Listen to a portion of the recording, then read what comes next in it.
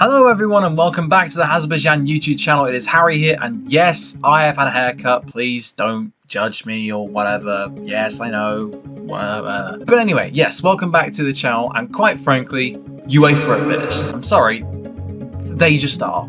It's ridiculous. I was going to do another video to put out today, but as a result of recent events, I thought I couldn't really ignore this one, especially since it was concerning my team, Manchester City, and the financial fair play regulations and all the sketchy pieces of business that have been conducted by the club, which, for some unknown reason, have gone unpunished but punished. First and foremost, I think it'd be a good idea to explain briefly what happened. So as a bit of context, UEFA introduced financial fair play regulations in about 2011-2012, with Michel Platini being at the forefront of this in order to prevent clubs from spending more than what they make, and from preventing owners of the clubs to pump more and more money of their own wealth into the club. The first one I can definitely understand. The second one is a little bit sketchy, because it means that, as Gary Neville so correctly said, it prevents people like Blackburn or Chelsea or Man City from rising up and challenging the established elite like Liverpool, Arsenal, Man United in England, for example. So you kind of need these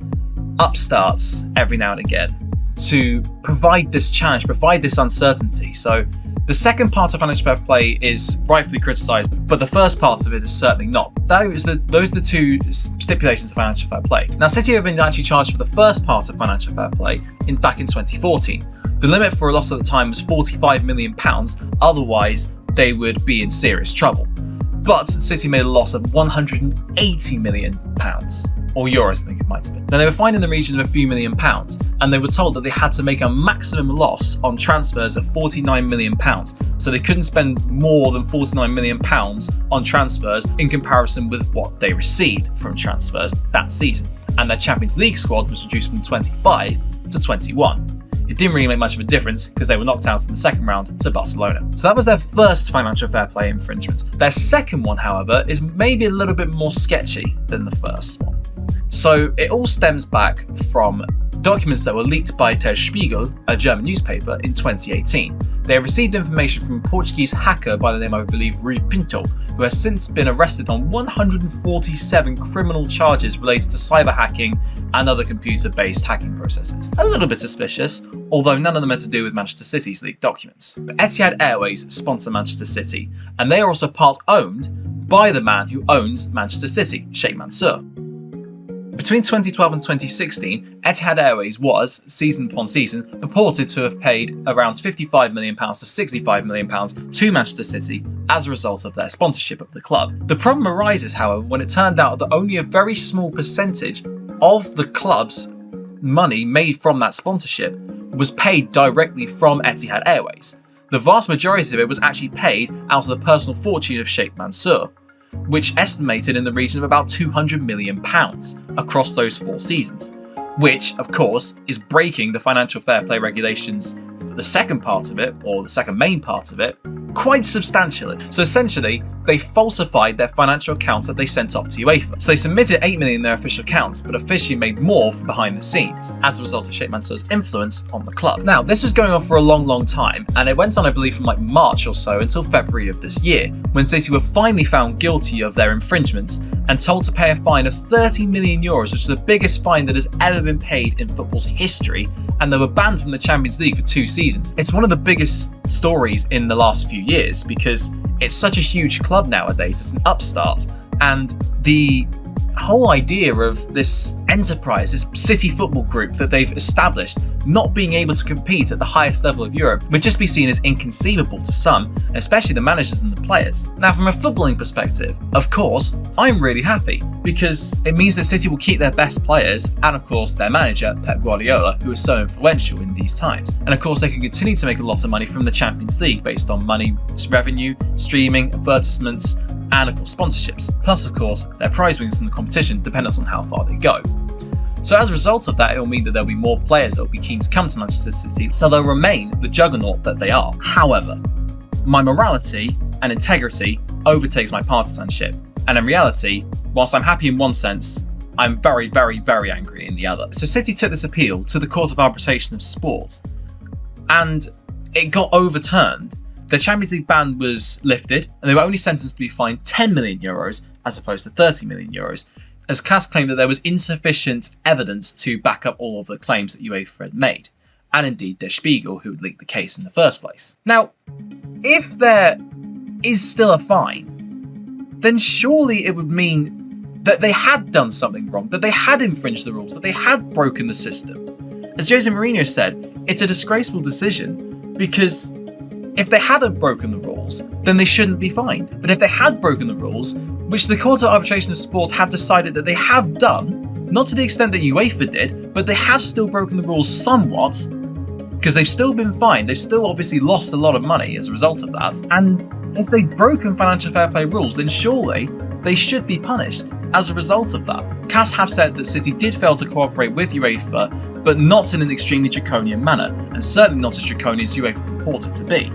But if they're still not cooperating with them, then surely that means that they have to be suitably punished. I remember saying this on a radio show back in February when the news broke, and I was not surprised at all, and I was quite happy that the decision had been made, because I don't care if it's my team, I don't care if it's any team. If a team has broken the rules to such an extent as this, then they should be punished. They should be removed from continental competition for a certain amount of time, because it then sets a trigger warning to other clubs thinking, oh my god, okay, they're actually taking things seriously now. We need to stamp down on our finances, we need to clamp down on our illegal activities, and we need to make sure that everything is as tip-top as possible. And that means that the business can therefore run smoothly and in line with all the UEFA's regulations, which is absolutely fine, which is perfect.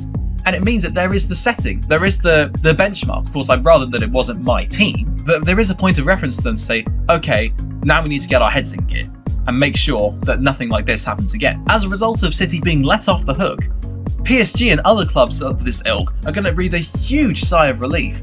Because PSG, I mean, they spent £200 million on Neymar and 150 million on Mbappe, of course, in two separate transfer windows, cleverly loaning Mbappe in 2017 before paying it in 2018 to avoid financial fair play regulations, which is very sketchy in itself. And of course, the case of Barcelona, apparently paying the fee they're going to pay for Miralem Pjanic in installments, whereas they're demanding the fee for Arthur Melo from Juventus up front, which is a very sketchy way of getting around financial fair play regulations. Surely these clubs should be punished, not in a similar way to Man City, because they haven't broken the rules to such an extent that City have, but they should also be punished. But because City have been let off the hook so spectacularly, the credibility of financial fair play is in tatters, and all these other clubs have now got a lifeline, and they won't fear UEFA as much as they did back in 2011 when this system was first introduced. CAS have further said, just to add to this all sketchy nature, that they didn't want to offer judgments on some elements, despite the fact that they're the Court of Arbitration of Sport. They're meant to look into these things in great detail, and they're meant to investigate it and think,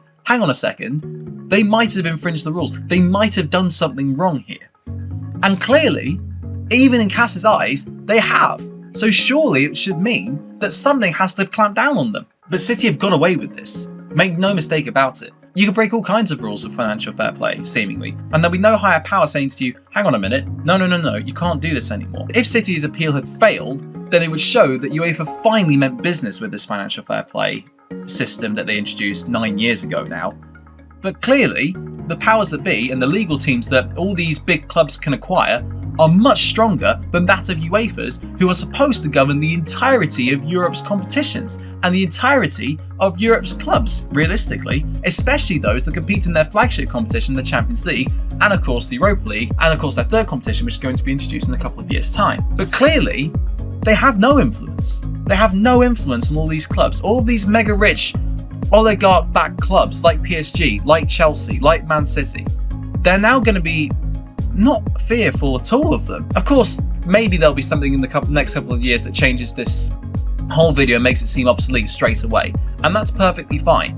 But from my perspective, you can't excuse what City have done, and to let them off with just with a €10 million fine, which is a lot, don't get me wrong, but to overturn their suspension from playing in the Champions League, despite the fact that they still realise that these acts have been committed, it doesn't really show much good on UEFA's part, if I'm being perfectly honest. Now, that's probably the first rant that I will do on this channel. I'll probably do a few more if, of course, there is a subject matter which I don't particularly like, or something which I feel as though I need to discuss for whatever reason it may be.